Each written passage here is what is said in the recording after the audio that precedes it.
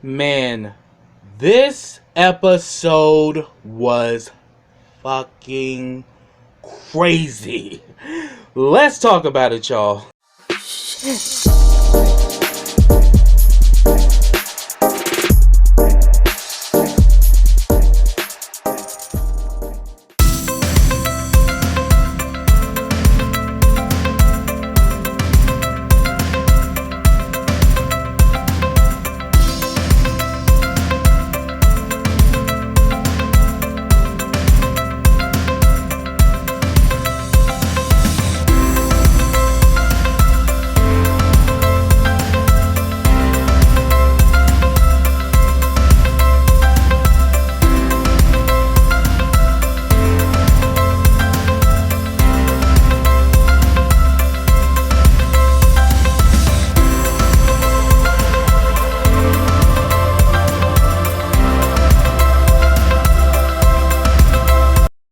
Hey, what's up everybody, and welcome back to KRSTV. This is your boy Kenny.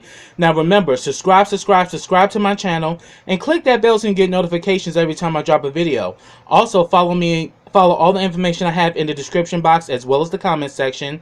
Also like this video, comment on this video, and share this video. Now, before I get started with this review, let me send a special shout out to Metro Health DC, which is multidisciplinary healthcare. So if you are looking for health services as well as, being set up with our prep clinic, give us a call at Metro Health DC. And also, you can also fill out that form that's in the description box in the comment section to let us know what kind of service that you are interested in doing with us. I mean, we have support groups, we have support for white patients, as well as our prep clinic, just to name a few. So check out Metro Health DC. Also check out the GMHC crew as well. If you are in the DMV area and would like to get tested for HIV, reach out to us at the GMHC crew for a home testing kit. You can have the kit mailed to you, or you can call and make a same-day appointment and come by our location to pick one up. Also, if you're interested in getting set up with PrEP, you can reach out to the GMHC crew for that as well. Also, if you're interested in, if you're a big fan of KRSTV and would like to become one of my Black Diamonds, subscribe to my Patreon today, Black Diamonds, because in darkness we still shine. For $5 a month, you get all of my YouTube content as well as videos that will be specifically for the Black Diamonds that will not appear on YouTube. So subscribe to my Patreon today. Also, check out my YouTube partner, BK WorldTube, which is the Black Netflix. You get shows like The Oval, as well as Love and Hip Hop, and Basketball Wives. So, after you watch this review, check out that link in my description box and comment section to check out BK WorldTube after you watch this review. Now, this is The Oval, Season 2, Episode 2, and the name of this episode is Natural Habitat. Yo, this damn episode had me gagged, y'all. This shit was fire. Yo, Tyler Perry, shout out to you because you came back with this show here.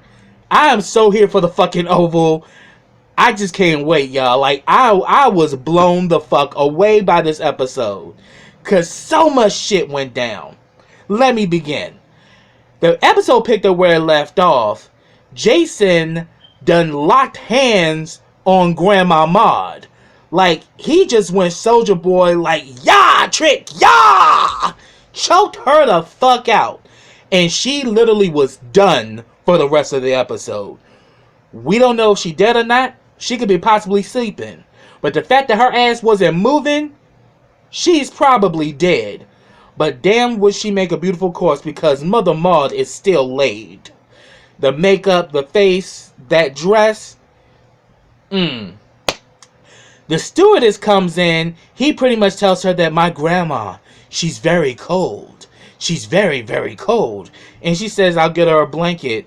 And we see that Gail is still asleep. And she says, it's funny. She never sleeps on these flights. She's like, yeah, she is really tired out. I'm like, oh, Jason, you evil little shit. And then she says that, we're in a holding pattern right now because of the weather. So, we can't land at the destination just yet. And she lets him know that they're like 3 hours away from DC. And then he says, well, how long would it be to drive? And she said, oh, 12 hours or more. And then all of a sudden she's like, and then he starts asking about the emergency latch. And she's like, he says, what happens if we're in an emergency? We have to pull this, right? And she's like, yeah, but that's not gonna happen. He's like, yeah, but that's what you said, huh? That's what you said. You said if I pull this, if there's in case of an emergency, didn't you? And I'm like, you getting real fucking aggressive, ain't you, Jason? Yo, somebody should have shot a tranquilizer in Jason's ass before they put his ass on that plane. Because Jason is not gonna rest till he get what he wants. You know, and then she pretty much says that we're not gonna have that problem. You know, the pilot has flown your family for years. And I'm like, bitch, he's kind of letting you know he wants to pull that emergency latch. So that would have been a good damn time to let the pilot know that this damn crazy motherfucker up in here is doing the most. Next, I'm going to talk about Hunter, Donald, and Kyle. Hunter is pissed because they now know that Max is still alive. So he pretty much asks Donald, where the hell is Kyle? Call Kyle and get his ass here. And then all of a sudden, as soon as that damn Donald called Kyle, all of a sudden you hear, lover. I was like, I'm like, damn, Kyle, let the whole fucking world know. Getting sick and tired of Donald and his arrogant closet ass. I'll crack the fuck up. And he's like, where are you? I'm walking to you. He's like, okay. And then he's like, well, get in here now. And then all of a sudden, and then like Donald's like, he's coming. And Hunter was like, I heard, lover. I'm like, Hunter, you asshole. And he says, did you know the most embarrassing thing about this whole situation is that witch that I married told me not to trust you two, and yet both of you motherfuckers have fucked this whole thing up. And he's like, but we're gonna handle it. He says, I don't want it handled. I want it to go the fuck away. Then finally Kyle shows up. And he's like, and then like, you know, Hunter just immediately just like, you. And he says Max is still alive. He's like, oh no, Max is not alive. You know, I use AMR pissing rounds, so, you know, because those kind of rounds can go through a bulletproof vest. He's like, nah, but little do they know, he had a metal plate. He had like a metal shield that he was wearing under his vest. So, and the thing is, the shots didn't actually affect him. It was the fact that some of the metal fragments got into him, and that's why he was bleeding. But he thinking because he saw him bleeding that he killed him.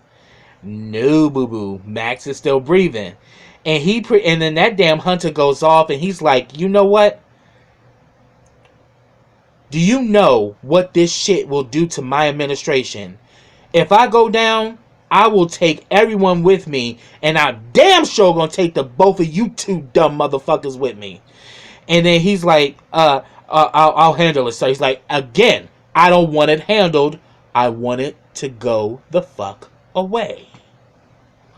And then all of a sudden we see that Kyle leaves, and then Donald asks him, would you like vodka or bourbon? Hunter was like, both.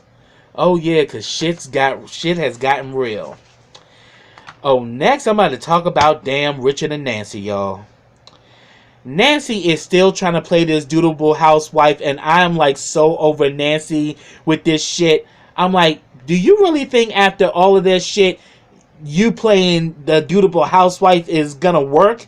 He don't want to see your ass. She tried to serve him dinner. He literally knocked the plate on the ground. She goes to try to clean it up. He says, sit. She's like, I gotta clean this up. He's like, I said, sit. So you see that he's going over books. He's going through letters. And then he starts piecing shit together. He's like, Picky's birthday is in September.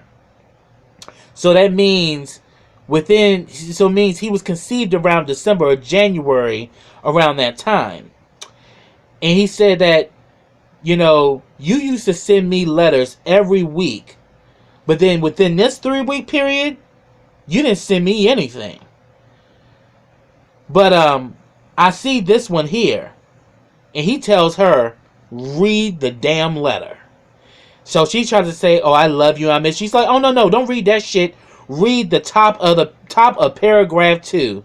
She mentions that I went to your mother's house for Sunday dinner, and I saw your brother, and your brother looks good, and he reminds me of you. I was like, oh, shit, Nancy, you trifling bitch. You got conceived by Richard's brother? You toxic bitch. Oh my God. And yet, you up in here doing all this holier than thou shit. See, that's why you didn't want to tell him. Because you was afraid of what the fuck he was going to do to you. You know Richard is a walking lethal weapon. Y'all saw what he did to them thugs when he went to go rescue Gail. He ain't nothing to fuck with. So the fact that you pulled that shit, bitch, you trifling as hell.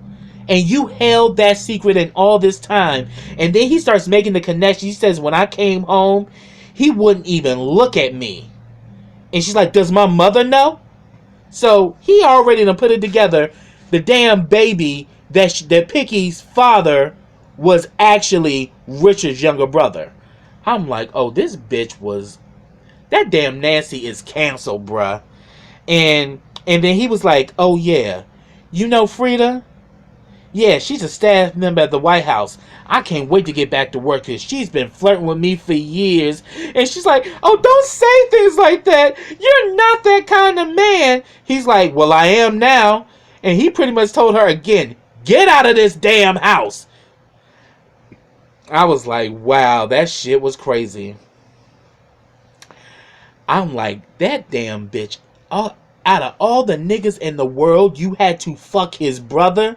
Nancy ain't shit. Nancy ain't shit.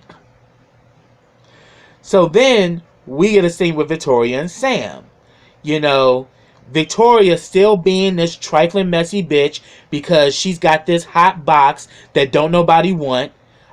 She went after Max. Access denied. She even went after Sam. He rose to the occasion, but still, access denied. I mean, her fortress is so dry that the crabs are carrying canteen. So that's the reason why she's so damn evil, because she needs some good old vitamin D in her life, because she ain't getting it from nowhere else. She damn sure ain't getting it from her husband. And that's why she always mad. She don't want his ass, but she mad the fact that he'll fuck anything but her. And then she's like, is something wrong? Because pretty much, oh no. She's like, so where's your wife? And all that. He's like, she went home for the day. And he's like, so he's kind of like, is something wrong? He's like, well, I wanted to apologize for earlier. You know, and he says that, we don't even have to bring that up again. And he says, but I want to let you know, I'm a happily married man, and that can never happen again. So pretty much she says that, well, now that Agent Yuma has passed away, I'm going to need an agent on my detail, and I think it should be you. And he's like, Agent Yuma? She's like, oh, you didn't know?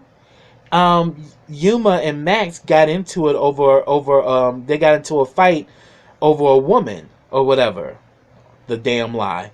And she pretty much says that, yeah, you really should be on top of your secret men.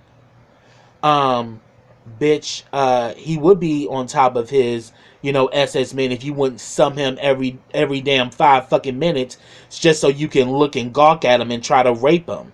See, I said that's where Jason gets that rape shit from. He gets it from his mother. And I'm saying, this is a Me Too situation. Because Me Too is not just men doing it to women. Women do it to men. Men are doing it to other men. And women are doing it to other women. Me Too, it's an abuse of power. And you use your power to marginalize and sexualize your people who you feel are underlings, or the people who work beneath you. This is what's going on. This is a Me Too situation, and I'm glad Tyler did this shit to show that Me Too can also happen. A woman can do the same thing to a man that men have been doing to women. And he pretty much says that, you're my new guy, over my security. I'm like, Victoria, you are one trifling evil bitch. Because you ain't gonna rest until you get that man one way or another. And he pretty much says that, well, I wouldn't have a problem being that person because I'm a faithful man.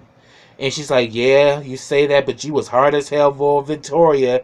Yeah, because Priscilla's old silly ass wasn't giving him any. If his wife was handling that, he wouldn't even think twice about your crazy ass. And he pretty much says that I'll give it some thought. So then we see that Gail finally wakes up on the plane. Her and Jason go back and forth. And pretty much she's like, Jason, what the hell is wrong with you?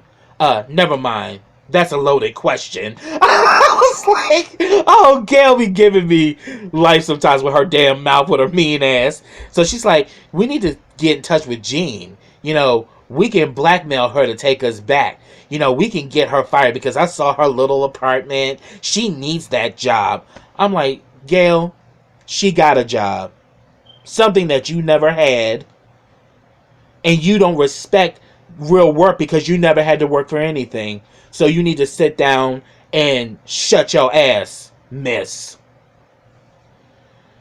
Like, just disrespectful like hell and spoiled like shit.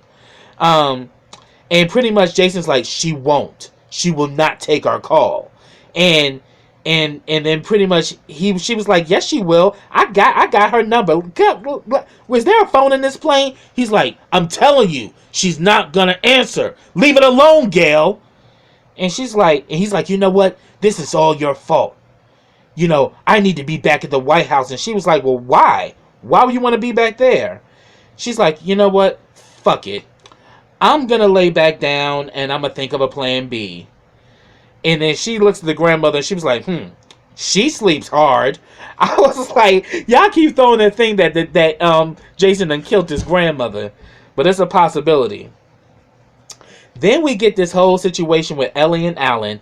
Alan knows that Ellie did what she did to get that press secretary position because they're both interns. You don't go from being an intern to being a press secretary.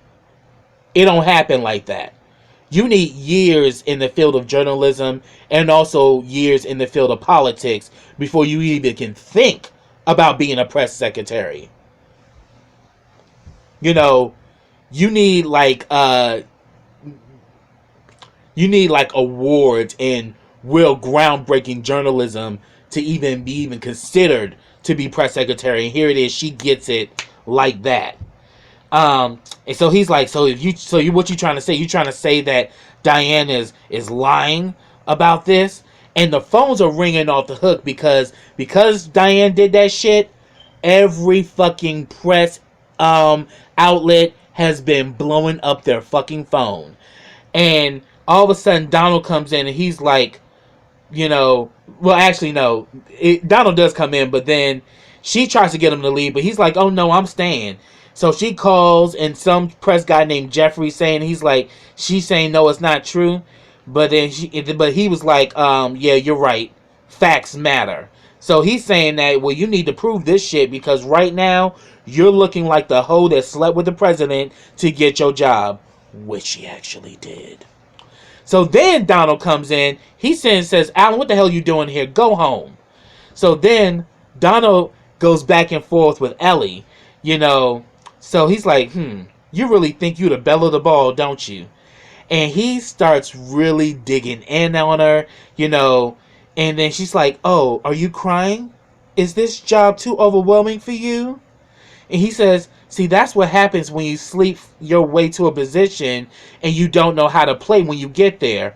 I was like, yeah, like Willy Wonka. She used her golden ticket, which was her puss, to get into the factory. She sucked on the everlasting gobstopper and yet still don't know the formula.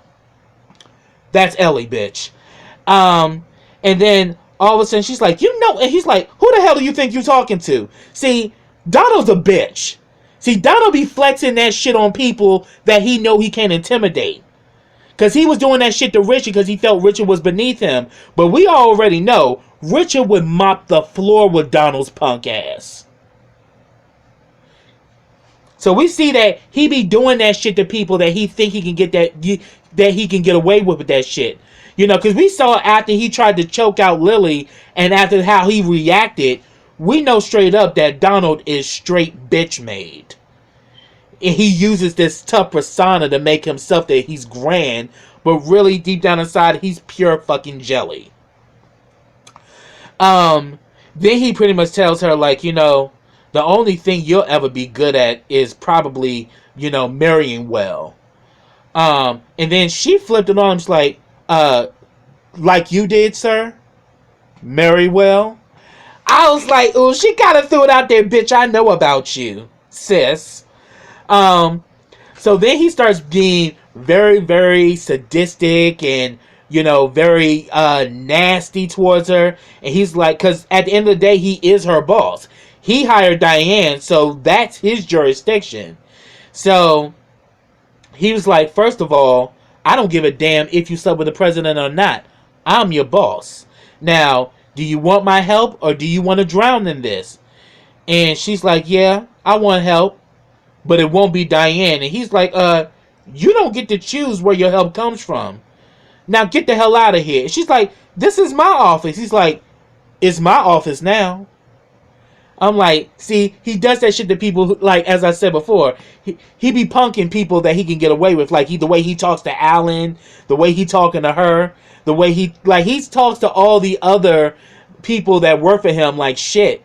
Because that's his only way he can flex his power, because he's powerless in every other area of his life, including being real with his sexuality. Okay. So she ends up leaving, and then he's like, she's good. I'm like, yeah, because she knows if she really goes at you without some real ammunition, you can fire her ass. She knows it. So then we see that Donald calls Diane. He's trying to, like, she's like, are you calling to threaten me? And he's like, you know what, Diane, you really opened up a can of worms and now it's a big old mess. And she's like, excuse me, she's like, yeah, I know it is. You know, I opened up a can of worms and let that little whore that he's sleeping with handle it. I don't give a shit. And he's like, and pretty much, you know, Diane is just over it at this point. And he's begging and pleading with her, you know, and she's just like, you know what, I ain't here for your bullshit today, and literally hangs up on his ass. Then Alan comes back into the office. He's like, I thought I told your ass to leave. He's like, I really need to talk. He's like, what do you need to talk about, man? He's like, never mind, I'll leave. He's like, Donald. And he's like, and Donald was like, Alan, sit down. What's going on? And he can tell Alan is pissed. He's like, what is it? And he confesses about his relationship with Ellie. That they've been together for 2 years and they live together. And he's like, you know, and then he's like, and what about what the former press secretary said? She's like, look, I know the president. He's very charming. A lot of women find him charming, but I'm here to tell you, she's not sleeping with him. I would know. Sorry about that. And then he's like, okay. And then as soon as he leaves, Donald's like, stupid kid. I'm like, yeah. But Alan knows. It's just that Alan don't want to believe that shit. So then we get a scene with Lily and Bobby. Bobby comes up in there with Max. And they set up, Lily helps him to set up an IV and everything. And then she says, you know what? I'm learning more and more about you. And he says, there's a lot to learn about me. And she says, well, maybe you will tell me everything one day. And he says, I will. So then he gets on the computer and he talks to Diane. And she's like, you know, I'm just, were you able to get him out of there? And he said, yeah. And he said, so where can I meet you guys? And he says, you're being followed. She's like, no, I'm not. He's like, yes, you are. You're being followed, and your phone is tapped too, so they can get you off the towers, and they can hear your conversation within 45 minutes. So he says, this is what you need to do. You need to go to this gas station. There's a station wagon there. Drive north, and I will talk to you then. So then we see that Sam runs into Kyle, and he says, I heard about Max and Yuma. You knew about this? Like, why didn't I hear about it? I'm your superior. Why wasn't I informed? He says, well, the chief of staff, said that we need to keep it under wraps. And he says that, do their wives know? Yuma's wife as well as Max's. He was like, I don't think so, sir. He's like, well, I'll pay them a visit. And he just gives Cal this dirty look because he knows Cal's up to no good. And he would be right because Cal ain't shit. Then we get a scene with Barry and the detective. Barry's still in there wilding, talking out his damn head. And I'm like, bruh, I understand you lost your daughter, but you are just making the dumbest fucking moves. Dude, you just got out of the damn jail, and now you back in the jail again because you brought Ruth there against her will. Then that damn detective is just, he's over it this time now. He's like, what the hell? And he's like, hey man, hey. He's like, don't hate me. He's like, dude, you got a hard damn head. We done talked about this and now you up in here again? He's like, well, I was in here because I brought my baby mother here to try to find my daughter. He's like, yeah, I know. And she's pressing charges because you forced her here.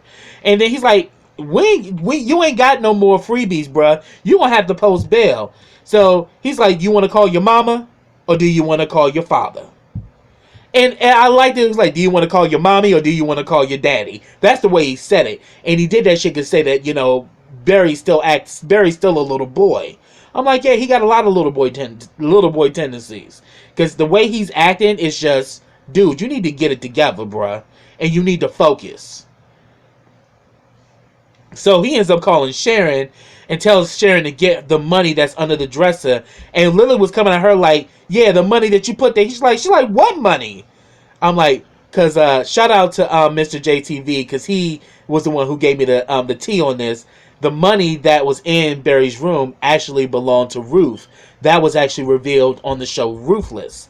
So shout out to you, Mr. JTV, for giving me that heads up, because I don't watch Ruthless.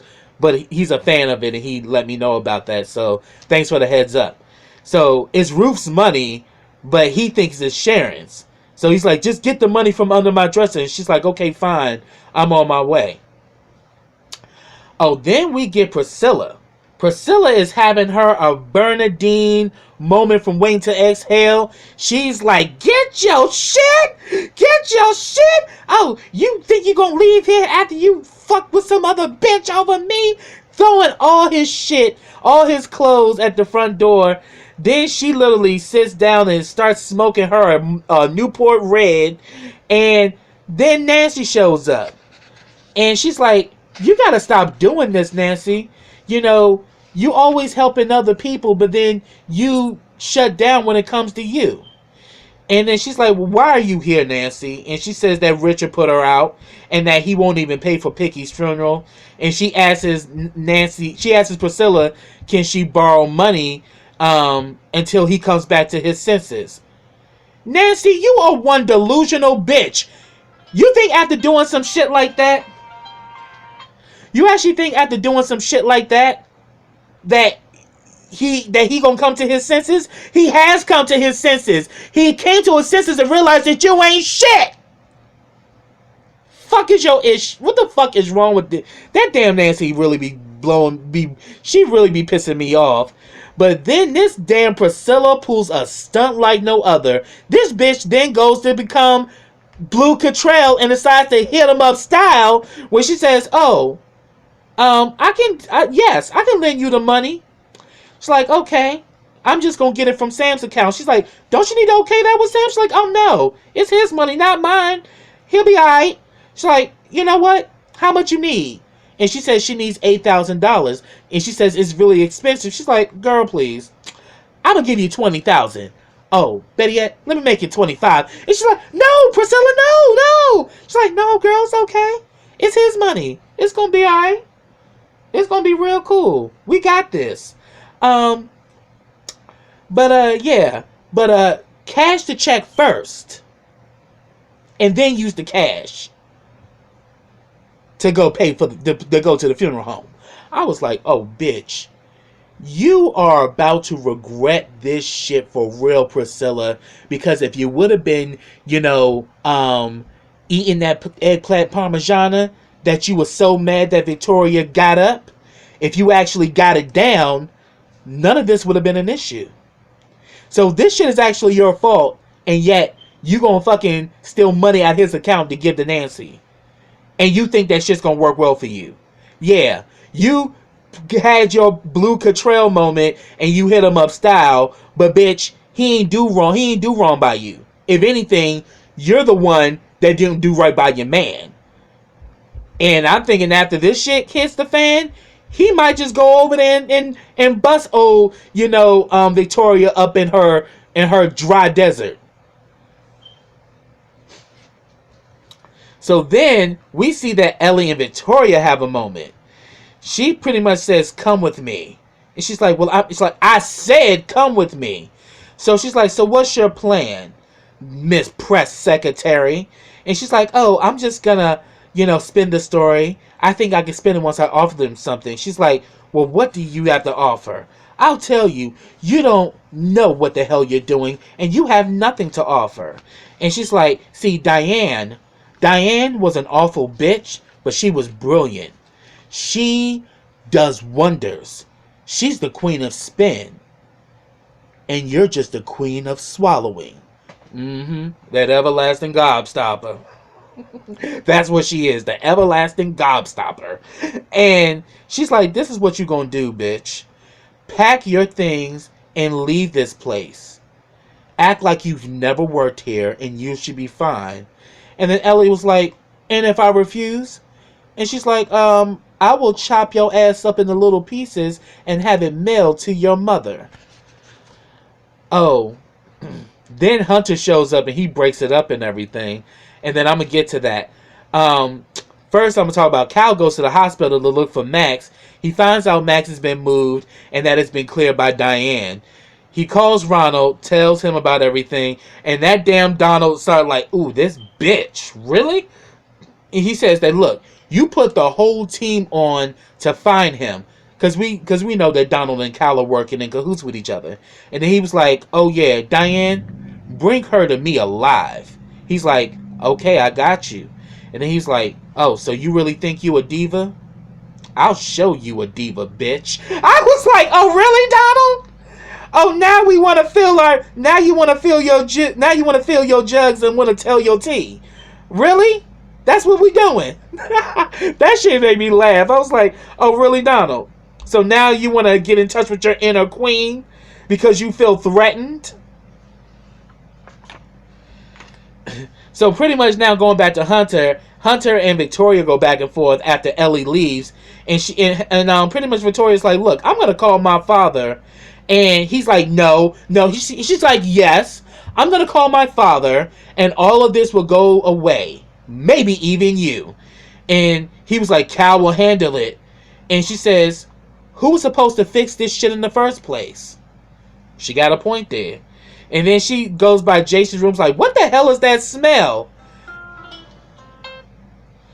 And pretty much, she goes in the room and calls housekeeping, but then looks under the bed and she is shocked like hell. So she now knows what the hell's going on there. Then back on the plane, the damn stewardess tells Jason that due to the weather, we'll be landing shortly. And as soon as she leaves, this motherfucker pulls the emergency latch. And then we see Jason just has this crazy fucking look on his face. And I'm like, y'all literally got a fucking psychopathic killer on the fucking plane. And I'm like, yo, that shit was crazy. Like, that damn Jason, I said they should have fucking shot him with a tranquilizer and put that motherfucker to sleep while he was on that damn plane. Damn, they don't know how crazy this motherfucker is. This is literally a person that needs to be in an asylum walking amongst regular people. Well, actually not regular people, because everybody in that family is insane. But that shit was crazy. But shout out to Daniel Quad. He is doing such a phenomenal job playing the role of Jason. I was like, no the fuck he didn't. He been aching to pull that emergency latch and was happy that he's doing it. He all I'm like, oh, somebody need to fucking strap that motherfucker in a straitjacket real fucking quick. But that's what I got, y'all. If I missed anything, put it down in the comments. I'd love to hear your thoughts. And until next time, everybody, take care.